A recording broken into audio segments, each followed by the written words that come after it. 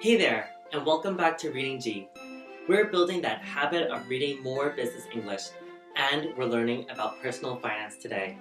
In this video, we'll review paragraphs 2 and 3, and then dive into the work for paragraphs 4 and 5. So, let's look at that last set of questions, shall we? Number 1. Your boxes should look like this. The further ahead you think, and the clearer your picture of the future, the more you'll save, and the better you'll manage your cash and credit. The key part that shows cause and effect is the use of the further and the clearer, comma, the more and the better. If it helps, circle those ands and that comma. We can use this grammar to say something like, the more you work, the more tired and the less creative you will be. This means if you work too much, then you will become tired and less creative. Question 2. The answer is C. In paragraph 3, Smith is describing a survey and its results. That's data and plain old information. Evidence. Smith uses words that are common when you are describing data, like found that, and then number words like several hundred, 20 times more, and fourfold. Again, it's just describing, like what do you like to do? How many? Smith also used the word significant, which we hear a lot when describing survey results. Question 3. When we have a survey, we always want to know about who took the survey. So, Smith began by writing that it was a survey of several hundred US residents, and that's everyone who took that survey. Smith then described two types of people: living in the moment savers, which has that ER like giver or maker, and people who had thought about their financial lives 20 years hence, which is followed by the main verb had saved, so those people had saved. Smith doesn't describe any other groups, but maybe there's a third group.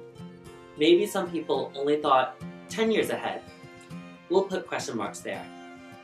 The rest is then easy to see. People who lived in the moment typically had saved less than $20,000, and people who had thought about the next 20 years had saved 20 times more. And for the last question, Smith mentioned different types of groups when she wrote people of. There's that of again. People can be part of many different groups, right? Well, Smith mentioned different incomes, which is how much money people make, ages, education levels, and gender. It's time to keep going. Pick up that pen and let's get writing. Here are 3 vocabulary items to write down in your notebook. 1. Plan out. Plan out. You probably already know that you can make a plan about what you are going to do. And to do that, you have to start small and then you plan out until you have your entire plan. So, if you want to go on vacation, you first decide on when you can go, and then how much money you can spend, and then possible locations, flights, and hotels, and so on and so forth. 2. Picture yourself. Picture yourself. This is another way of saying imagine yourself in your mind. It's like you can see yourself. 3. An upscale retirement community. An upscale retirement community. When people are about 65 years old, they often go into retirement and stop working. Also, you can go to a building or a neighborhood that is made for retired people. There are many groups like this, but some are more expensive and popular than others. And that is upscale. If you're going into an upscale area, you better have enough money to afford it. 4.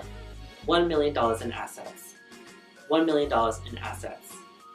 An asset is just a thing you own. So maybe all of your stuff is worth $1 million if you sold it all. Perhaps you can say you have $1 million in cash or $1 million in property. Or maybe you're weird and you have $1 million in pens. And that would be a lot of pens. Alright, now let's get ready to read. Let's begin with the question for paragraph 4. Question 1. Look at these boxes. Which one matches the organization of paragraph 4 best? Which is to say, what is the main structure and the minor structure of this paragraph? After you do that, try to fill in the boxes. What is the problem? What is the solution? And what is the chain of causes and effects? Now, paragraph 5. Question 2. What is the topic in this paragraph? Your answer should only be one word. And last, question 3. Can you fill in these boxes using the information from paragraph 5? Draw the boxes in your notebook first. So, do you think you can read and understand paragraphs 4 and 5? Give it a shot, and good luck. I'll see you in the next video for the answers.